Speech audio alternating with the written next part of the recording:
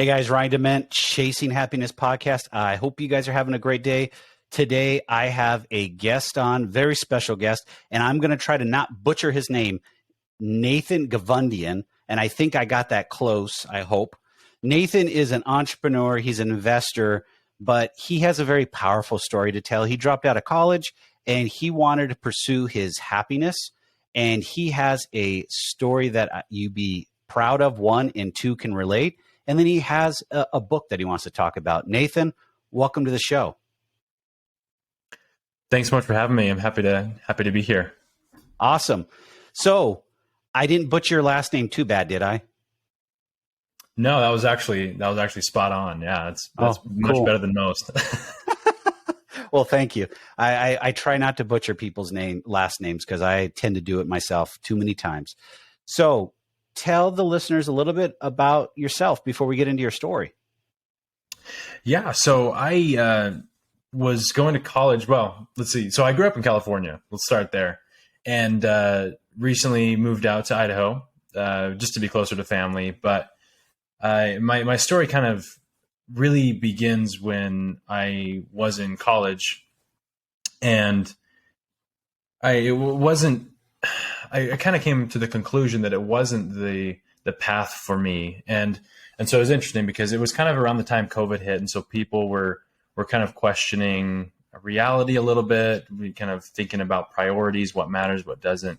And so I guess I just saw the opportunity and I decided to drop all my classes except for one.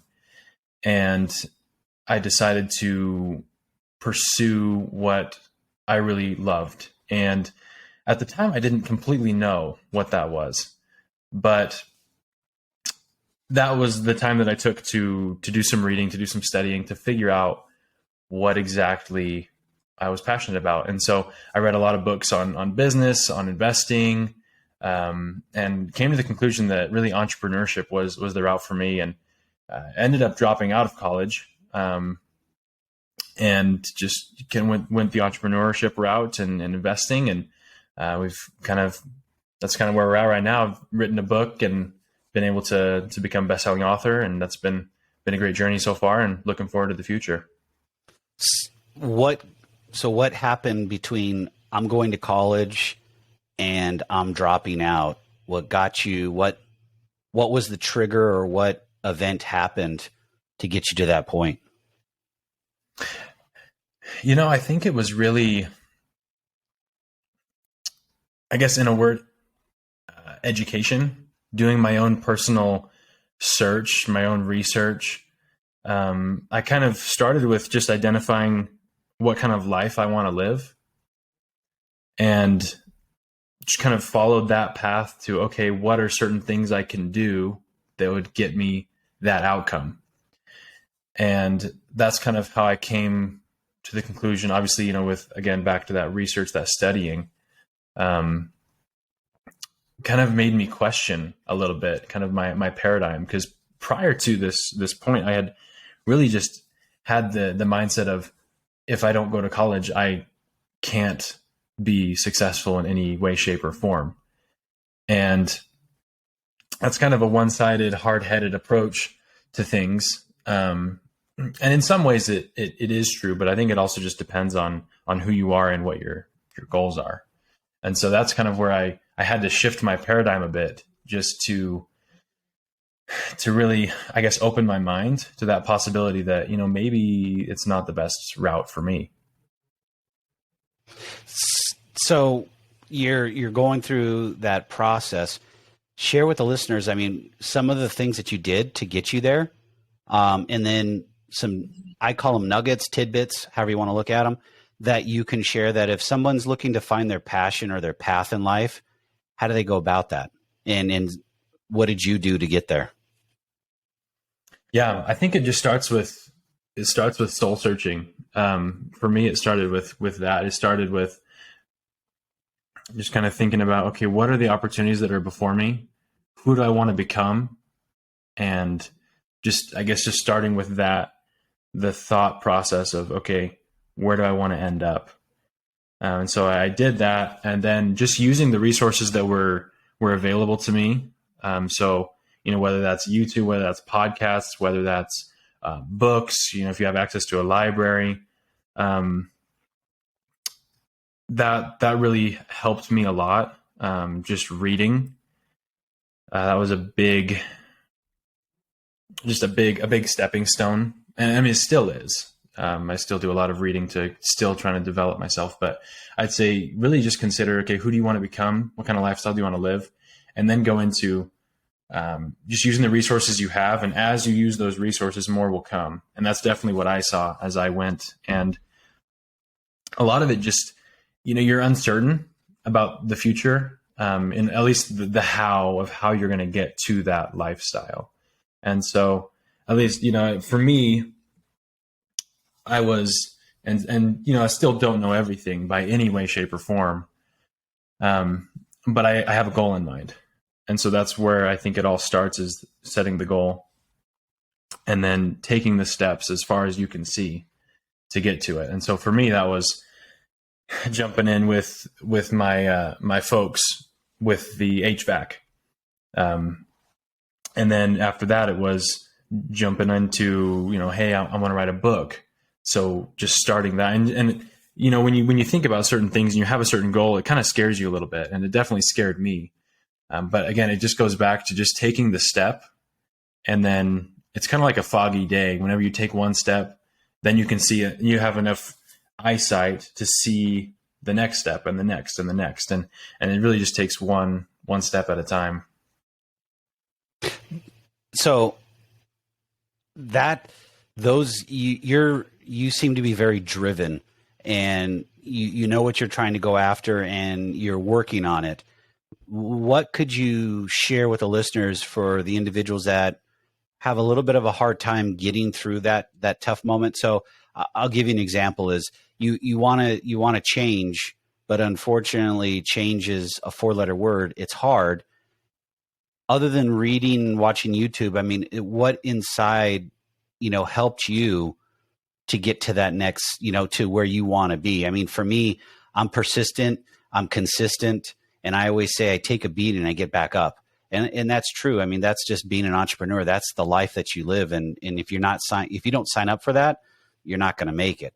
But change is a little different. So how can the listeners use some of the techniques or things that you did to change in their life? Maybe they don't want to be an entrepreneur. Maybe they want to get a better job, or they want to go back to school, or they want to buy a house. Yeah, totally. And I think one of the things that really helped me that I did, regardless of your goals, regardless of what you're doing. And I heard this actually from Bob Proctor, but he's not the only one to teach this by any way, shape, or form, is just the power of gratitude. And it kind of seems ridiculous. It seems maybe oversimplified, but just starting with the belief that everything, regardless of who you are, what you, what your moral beliefs are, that everything comes from one source, whether it's the universe, whether it's, whatever you believe in, everything comes from one source, and just being grateful for everything you have. But then I think too many people stop there. It's more of being grateful for everything you have, but also being grateful for everything that's coming. And just, if you can get yourself to the point where you can believe that it's coming, and it doesn't happen overnight. It's a consistent effort that it takes, just to believe and be grateful for it as if it's already happened, and just feel that. And again, it takes some practice. It takes some sitting down, kind of just slowing down, and really just coming to yourself and thinking about, okay, I'm grateful for this. And just kind of really becoming, I guess, one that's a little bit relaxed, a little more, a little bit more grateful, that kind of takes advantage of the little things, and just, I guess it just goes back to what I was saying earlier about discovering, what you want to do. At least that's the goal behind all this. And so, try different things and it comes. Again, everyone's driven to do different things, and that's good. We need that. So that's, at least that's how I did it. I know different things work for different people. But that's what really helped me, was just being grateful and setting those goals. And I mean, obviously, I set some goals and I achieved them, and I was like, yeah, that's not really what I wanted, but you got to try things. A little bit of trial and error has to take place in order for us to really figure out what we want. And it's the old adage is, you're going to keep on working at it, but the gratitude is huge and grateful. I mean, every morning I wake up and I'm grateful for, four things that I'm grateful for, because they are the little things. And from that, I mean, everything else kind of goes from there. And everyone talks about how a bad day can actually set you off. But if you think about it, that bad day could actually be a great learning experience, and how you can actually turn it around to make it a positive one. And I think that's entrepreneurship in a whole, or in a nutshell, because there's a lot of days where it's pretty crappy, and you're digging through the mud and you're like, why am I doing this? And there's been plenty of times where I wanted to just say, forget it, I'm done, and walk away. And I had to sit down and think about that. I'm like, no, I don't give up. I've had two other businesses that have failed. Well, one I sold and one failed. So I call them failures because I learned a lot from them. But the one thing that I take away from both of those businesses is that neither one was an actual passion project when it started out. It was just an extension of what I was doing in my day job. And until I found what I'm doing today as passion, it didn't stick. And you're right, it doesn't happen overnight. But if you start thinking about it coming, setting goals, and working through the challenges, you'll get there. It's just not the instant gratification, unfortunately, that happens in today's society that we deal with. And that's a challenge, especially if you want to be an entrepreneur. You're a little bit younger than I am, probably half my age, I'm guessing. And I'm just saying, I'm nothing wrong with it. How does your generation change that? Because you're unique and you're different than most that I interview in your age bracket, because most of them do not want to do the work. You're wired differently and you have a different mindset. Have you always been that way? Or have you surrounded yourself with people that are that way? Or is it something else? Honestly, from everything I can remember, I've always wanted to, I guess, be at the top. And there's definitely occasions when I don't, but I think it's hard to pinpoint exactly what it is, but I think more than anything, it's just the discovery of, I guess, just the discovery of my passion and what my vision is, mm-hmm. and the type of world and life I want to create, for myself, but also to help others. And I believe that anyone my age can do it if they decide to, and if they just believe it's possible. One of the things actually that I talk about in my book is just the education system, and how in many ways I believe that it hinders a bit of the creativity in the younger folk, at least right now, because they just go through it, and how it's been changing. And so I was actually homeschooled, and so that, I believe that probably has that influences it quite a bit. But that doesn't mean that you have to be homeschooled to have such a drive. Some people are able to without it. But that's just one of the things we talk about in my book, is just that you got to discover your passion. And in many ways, you're going to have to do it outside of school, because it doesn't necessarily encourage you to do that based on just how the system is run. And so I think that's a big portion of it, is just the education and the love for learning. That's a good point. Love for learning. You want to expand your horizons and move forward. Did you have a lot of friends growing up that were similar to you, or you were homeschooled? I get that, but did you get to interact with other? When I say interact, I mean as in having friends that were similar to you that wanted to do those things, or were you somewhat different from everybody in the sense of you wanted to be, an entrepreneur, you wanted to go after that piece of your life because you're driven. And I ask these questions because my generation and older, we have a different work ethic. And I just curious when I meet somebody else that's younger that has a good work ethic and is driven, how did it come about? Yeah, as far as my associations and the people that I hung out with when I was younger, I did have friends that I would hang out with, but none of which were really super, I guess, driven as much as I was. And I mean, there were times when I wasn't as driven. We all go through those phases, but honestly, it was really, growing up, I was very driven and very determined, but the drive really, I guess it was more of a spark and it was more sporadic back then.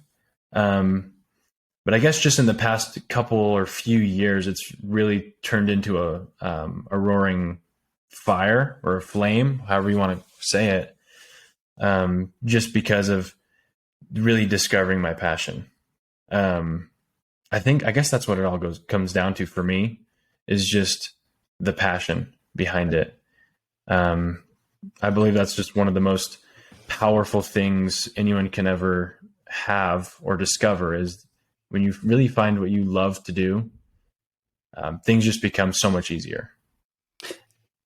Passion is the key to it. And that's how you get, I think that's a huge part of success, is if you're not passionate about what you're doing, like you said, it's hard.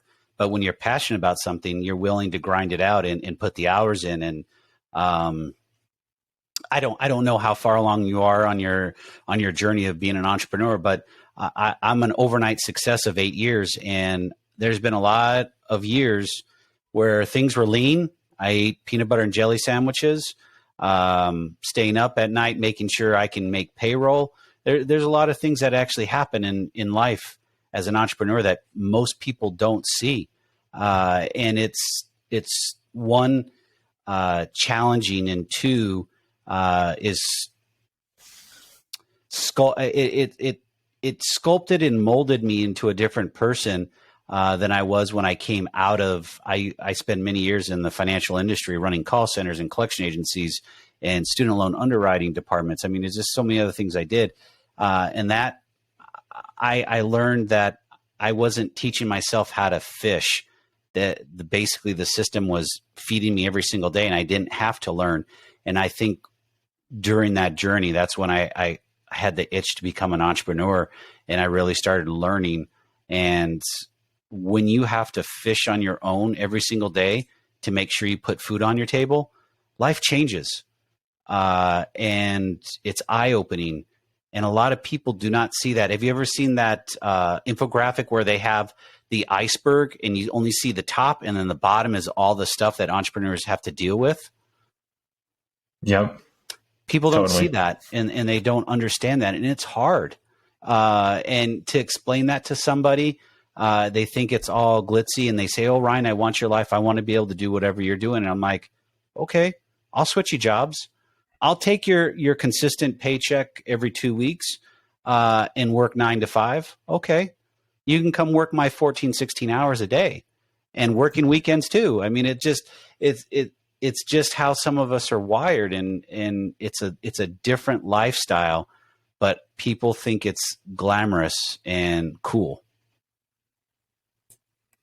Yeah, I'm 100% in agreement with you. Yeah, it's not necessarily what most people see. I think that's a perfect description of it, is that the iceberg. That's a great. There's a lot of You got to deal with a lot of problems on the inside, and that's what the thing is. And when I coach people, sometimes I'll coach younger people that are looking to become entrepreneurs, and one of the biggest things they think is that their idea is going to take off and they're going to be an Elon Musk or a Gary Vee. And I'm like, if it's that easy, then everybody would be doing it. But if you're not willing to put the time and effort in and sacrifice, it's not for you. It's not that easy. And the thing that I really try to push is I ask the question, what's more valuable, time or money? 9 out of 10 times they tell me money.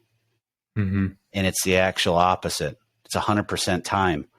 We only have a finite period of time on this earth. So what's more valuable, time or money? You can lose money. You can always earn it back. You can file bankruptcy. You can start all over again. You can sell a business or shut it down and start all over again. But you don't get time back. Time is gone. I mean, 2 seconds goes gone. So I don't get anything back. So what's more valuable? My time.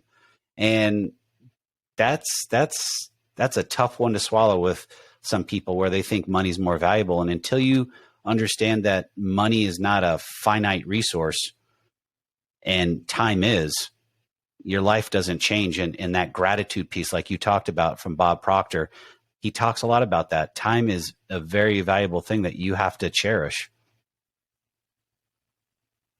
Yeah. Yeah. In fact, he gives the analogy of the hourglass. Yes. All you have is what's in the middle there. What's currently falling. You don't know how much time you have going forward. Like, we don't know how many more days we'll have.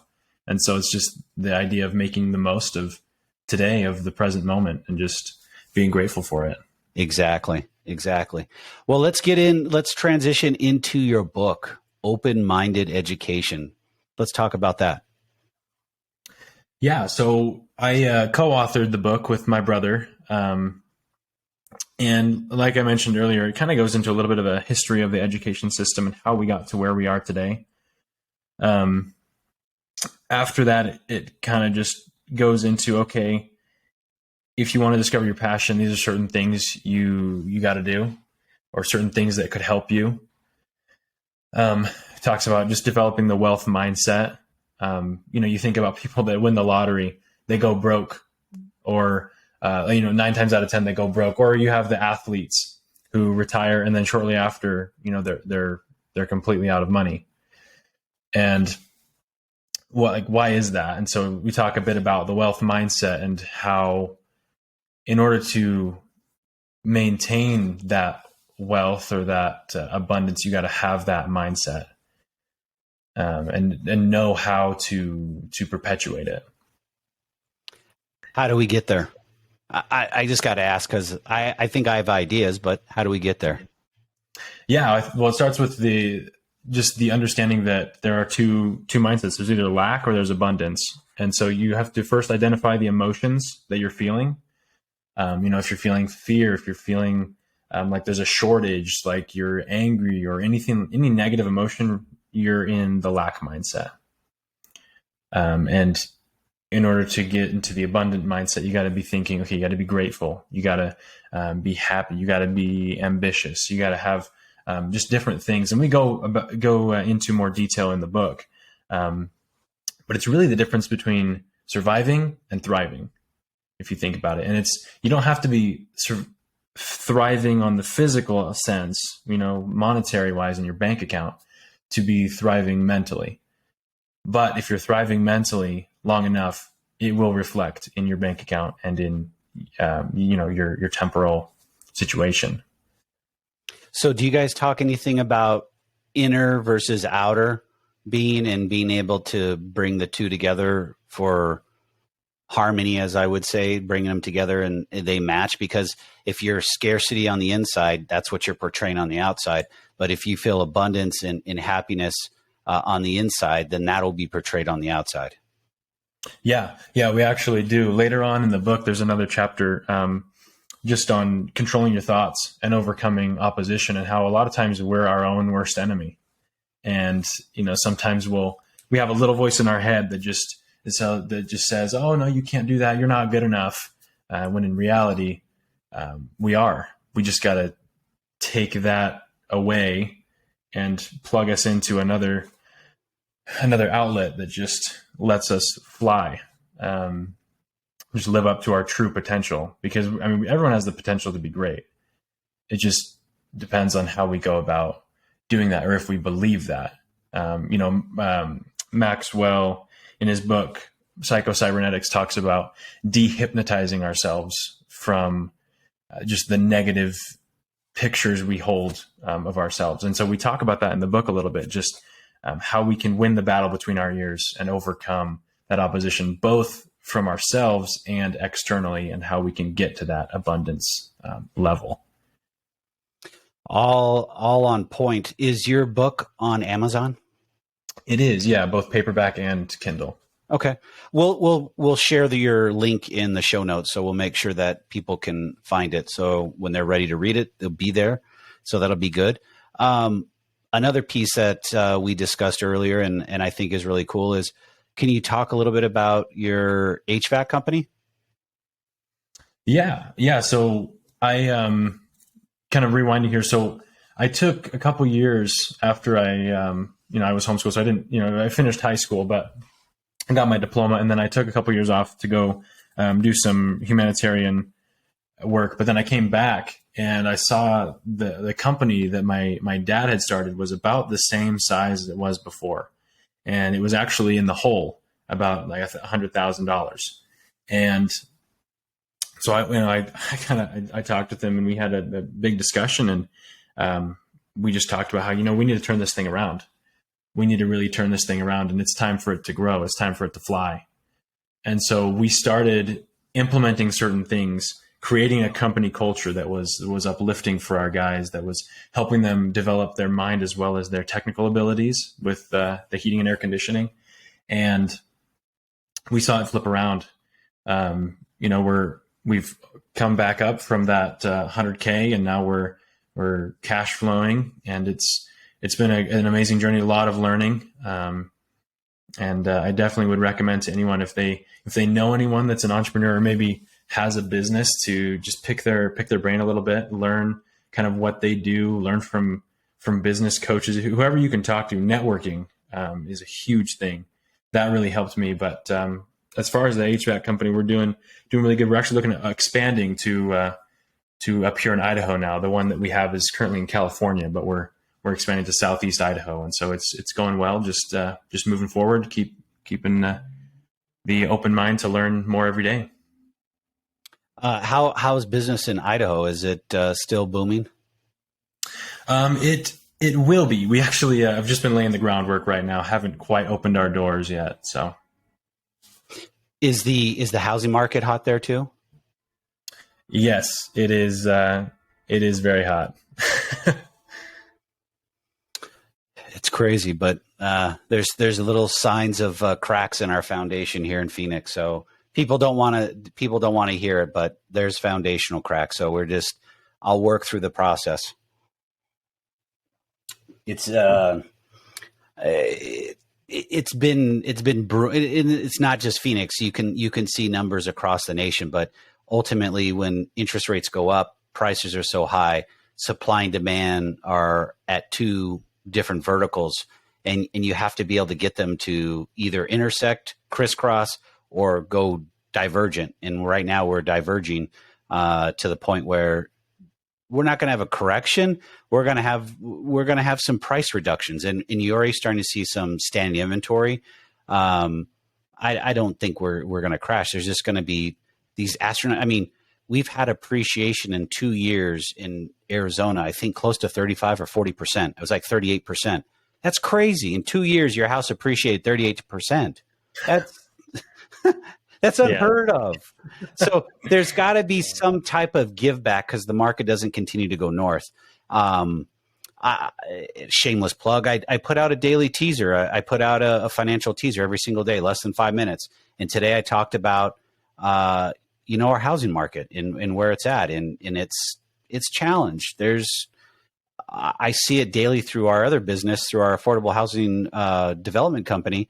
It's tough, especially in neighborhoods and cities that have been left behind with zero private investment. And now you're trying to come in and build a house, and you can't because lumber costs are out of control, other material costs are out of control, and then your trades. And I'm not knocking it. I'm just telling you. Ever since the pandemic happened, I can tell you from our construction business, our trades, because I don't house HVAC or electrical or water or plumbing, under my roof. I do everything else. Those have all gone up anywhere between 30 and 40% on the hourly. And I'm like, what has changed? What changed from the pandemic now or from beginning to now? And it's basically human capital scarcity. They can't keep anybody, so they have to pay more. And unfortunately, we're starting to realize in the scaling piece that we're at that their guys, or there's some women too, guys and girls, they are not as skilled, and the job is not getting done as well. So we have to go back and have them do double the work, and they're losing money at that point.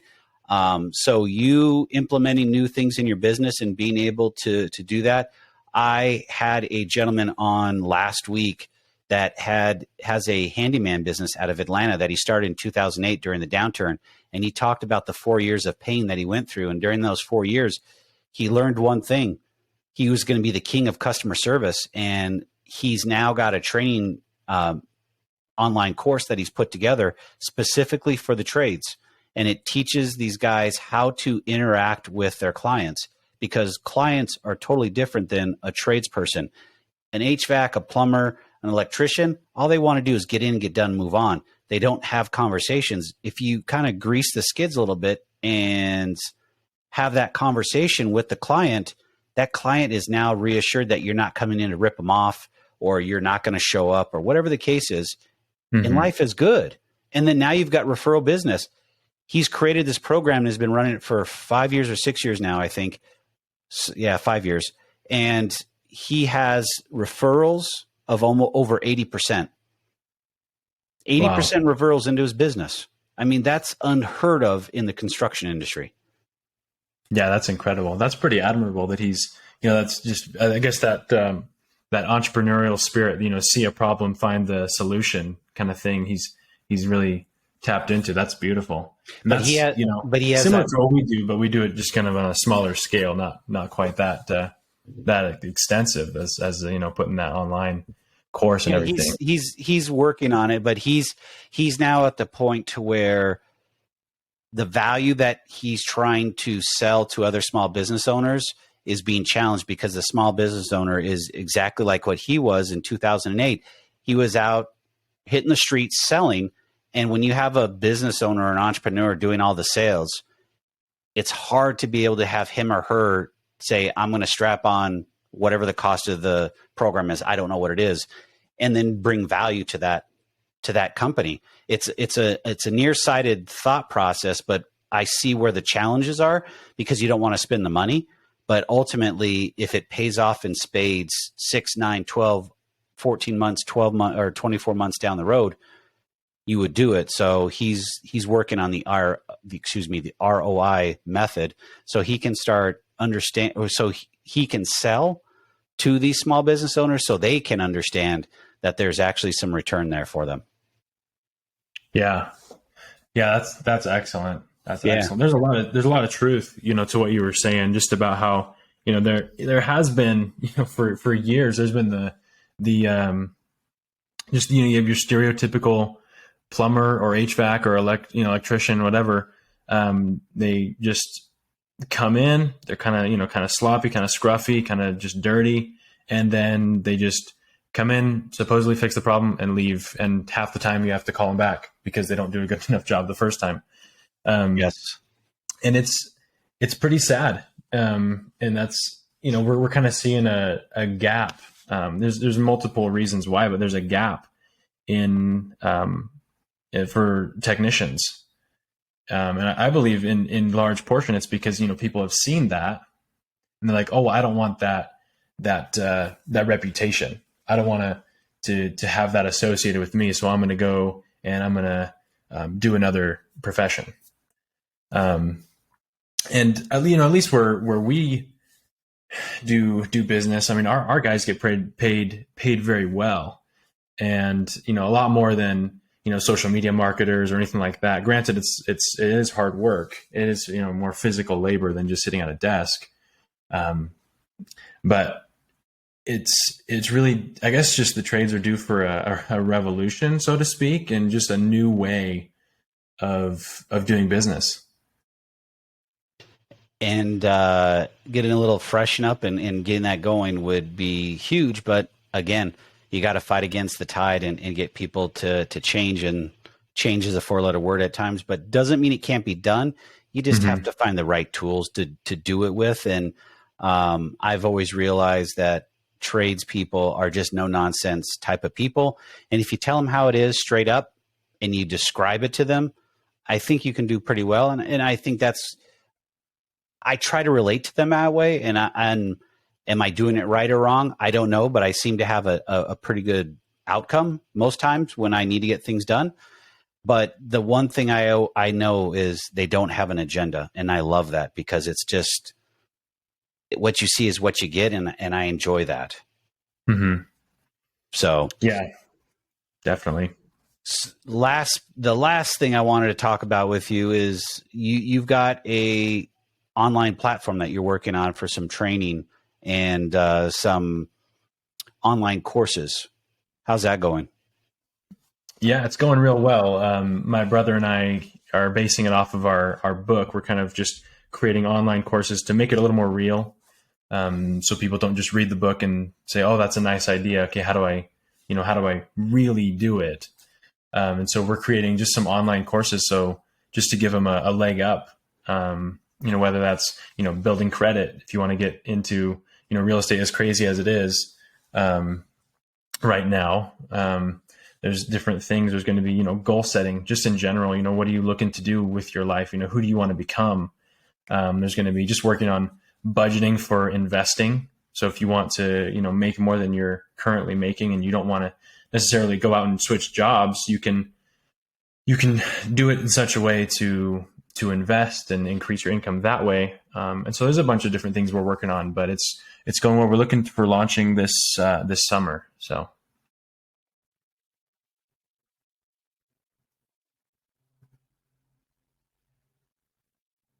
Where can everyone find you at your website? Yeah, it'll be on openmindededucation.com. Just okay. The website that we currently have up. It's a newer site right now, but like I said, this summer it's going to get an upgrade, you could say. Okay.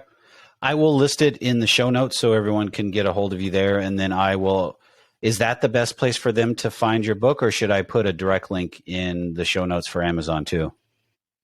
If we could put both, that'd be awesome. I know that it is on the site, but it's just another place you got to go to, another hoop you got to jump through. So cool. Well, Nathan, I thank you for coming on. It's been a great conversation. It's refreshing to have a person that's younger than me that has a work ethic that's very well put together. I wish you the best of success with your book, with your online courses, your HVAC, whatever you're doing. I think you'll do well, because you've got yourself in the right place, and you're going after your passion. Well, thank you. Yeah, I really appreciate that. You as well. All right. Well, thank you, sir. All right.